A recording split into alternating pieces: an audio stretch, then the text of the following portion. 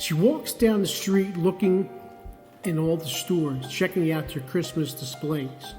She pauses for a moment as she begins to relive one of her earliest childhood memories at Christmas time.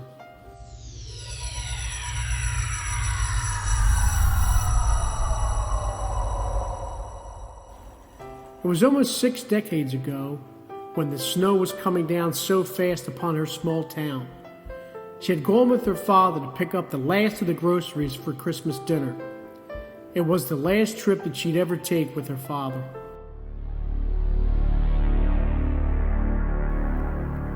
They walked into Michael's grocery mart down on Main Street with a list from Mother. She remembers it wasn't that big of a list, but it was some hard-to-find items that were required for their dinner that Christmas night. Mr. Davis had agreed to stay open just a little longer so they could run in and pick up the food they needed. As she began to walk down the aisles searching for items to get off her mother's list, she remembered her father walking down another aisle to save time. Her father was always much faster at grocery shopping than she was because she would always stop from time to time to check out all the other items that weren't on Mother's list. This day would be no different. She remembers she was down the toy aisle while she could still hear her father up at the meat counter picking up the turkey. The family had enjoyed Michael's turkey so much that year at Thanksgiving that they decided to have it again for Christmas. It must have been that special flavoring he used to make it taste so delicious.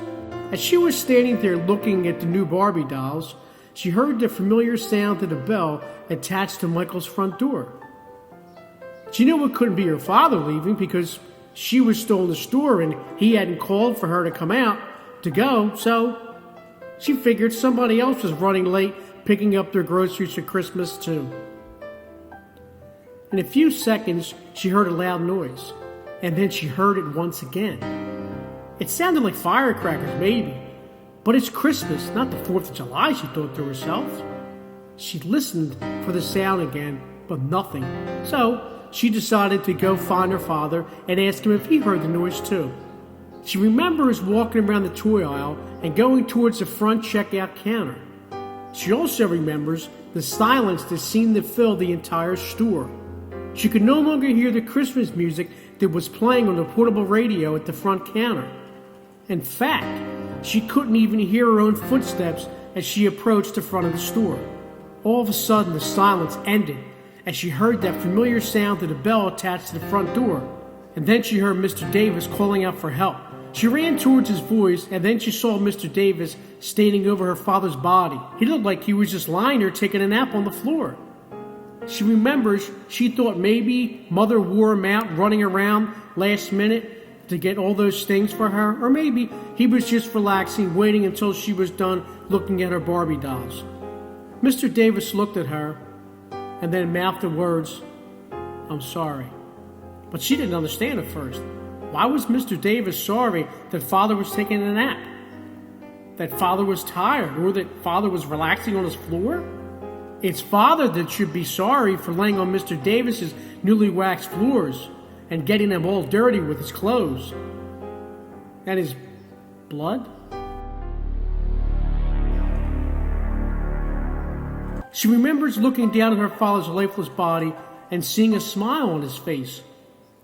She also remembers Mr. Davis talking to her while they waited for her mother and the police to come. Mr. Davis was telling her how proud her father was of her getting good grades in school and helping her mother out around the house when he was stuck at work. She also remembers Mr. Davis telling her that her father was a hero and that he saved Mr. Davis's life when the bad man came in. She remembered that. She remembered all that Mr. Davis said, and that brought a smile to her face. And now she was the one who was proud of her father. The local TV and newspapers proclaimed her father a hero, and even named the street that Michael's Grocery Mart was on after him. She remembered how she would wake up at night in her room and look out the window every time she heard a noise, thinking it was Father coming home. She still waited for her father to come home up to the very last days she lived in the house before Mother had passed away. The bad guy who came into Michael's that day was never caught, and soon, a few weeks after the robbery, Mr. Davis sold the store.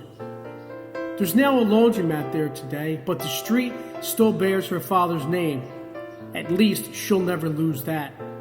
As she backs away from the window, she looks one last time at her father's name on a street sign, and she begins to cry tears of joy. She remembers back to that fateful day when a father and daughter felt proud of each other.